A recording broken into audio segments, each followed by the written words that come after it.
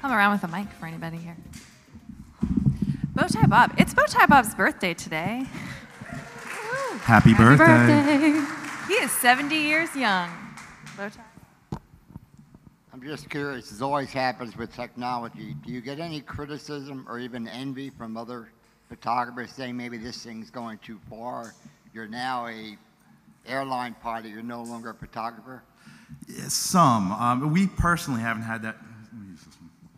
We personally haven't had that happen too much, but I have known of other photographers that we communicate with online who have had problems from other people that do aerial photography from helicopters or airplanes or what have you. You know, it happens with everything. When the automobile came out, the guys who tended the horse and buggies got really upset about that. You know, we see that over and over again throughout history. So it's something that everybody's had to deal with, and we personally haven't had any issues with it, but we have seen others. So, you know. What's that? Yeah, those are two things that are really bad in our society: is envy and fear. So, good question, though. Thank you. How are you guys handling commercial flight and registering it with FAA and the Section 333, all that non-fun stuff? Sure, yeah. So we've actually been working on that for quite some time. We started off before the FAA even did the 2012 Modernization Act. We actually started working with a couple of different bodies as far back as 2011. In 2012, we worked with NYU to put together our recommendations for best practices, and we actually presented that to the FAA. We have our own 333 in process. We should have that in about 15 to 30 more days, but we've also partnered with companies from the very first round of them. So we're very well connected in this industry.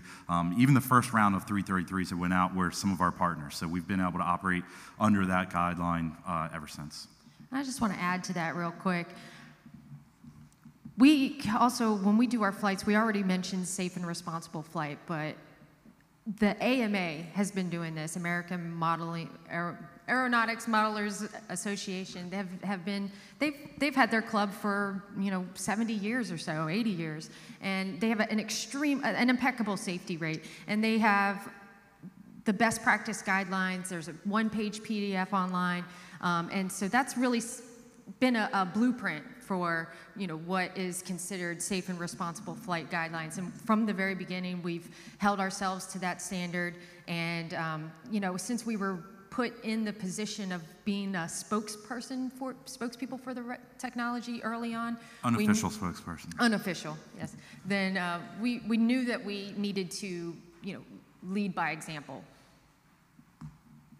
Thank you. More questions? Hi, this is just such an amazing perspective. It uplifts everything. It's almost ethereal, if you will. Nice. Could you, for everybody, just to let them know what the UAV stands for, first of all? Sure, sorry. Kind of have our own vocabulary here. It's unmanned aerial vehicle. Fantastic. Yeah. You'll sometimes also hear them called UAS. It's unmanned aerial system. That would include everything that's on the ground and in the air. Sometimes there's even an S in the beginning, SUAS, which stands for Small Unmanned Aerial Systems. Yeah. And so that would be 55 pounds and under. This, for example, right here is 8 pounds. So it gives you a little bit of an idea. Okay. And I understand the sweet spot is really at 50 feet, pretty much? It's between 50 and, say, like 250. That range right there, depending on where you're at. If you're out on a big sweeping landscape, a little higher, it goes a little better. But, if you're in the city, maybe just that 50-foot spot, as long as you're not right outside of somebody's window, obviously. But, just kind of a little bit higher so that you can tell it's not the same shot that everybody gets from the ground, but it's maybe not, the same perspective they get from a helicopter. Just one quick thought. How do you get permission? Because you can't just go out, say, tomorrow, like this afternoon, and send up a drone. What are the kind of permissions you have to We usually are contacted by people who want to have this done, so the permission's kind of baked in ahead of time. Public space, that's a different story. Then you basically, as long as you're flying safely and responsibly, no reckless flight, then you're okay in that regard. If it's a private space that you haven't been approached to photograph, by the owner, then you can actually request permission or even get a permit. All right, thank you so much. The new frontier. Thanks. Hi, guys. I have two questions. The first is, how high can you go? And the second is, are your prints for sale? Yes, yes, the books are for sale. They're actually on Amazon now. If you search for Tara Kilby or Belinda Kilby, that one as well as the new one will come up on Amazon. We have 3 physical copies here. That's what we have left. We have to order another shipment. Yeah. But those are for sale as well. And we can, so the theory there is that we're only allowed to go 400 feet, according to the FAA, but the technology will allow us to go as high as half the battery will last, so to say, because you have to get back down. We could go all the way up if we wanted to come back down really fast, but yeah, we don't advocate that people try to go over 400 feet, or when the new rules go into play, it'll actually bump up to 500 feet for commercial operations.